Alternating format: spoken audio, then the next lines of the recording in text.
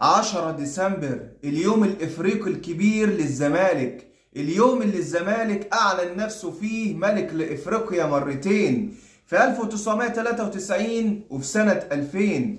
الزمالك زي النهاردة كده من 32 سنة يوم السبت 27 جمادي آخر 1414 الموافق 10 ديسمبر 93، الزمالك والفارس الأبيض بقيادة الجنرال محمود الجوهري وفي استاد القاهرة الزمالك بيحقق ثالث ألقابه من كأس أفريقيا الأندية أبطال الدوري اللي هو دوري أبطال أفريقيا حاليا قصاد فريق أشانتي كوتوكو. الزمالك زي النهارده كده من 32 سنة نجح إن هو يحتفظ بكأس أحمد سيكو توريه. الزمالك زي النهارده من 32 سنة بيتساوي مع فريق هافايا كوناكري الغيني علشان الزمالك يكون واحد من الفرق الإفريقية المميزة.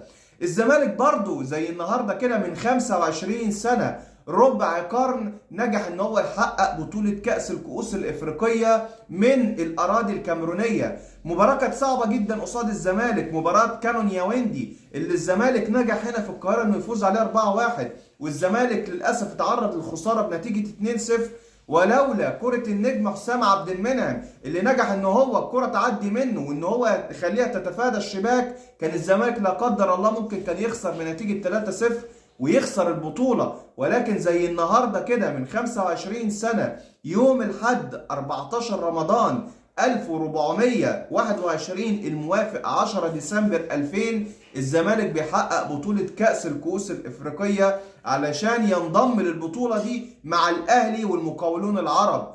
الزمالك في 10 ديسمبر نجح ان هو يصنع لنفسه تاريخ إفريقي مميز ما يتنسيش أبدا.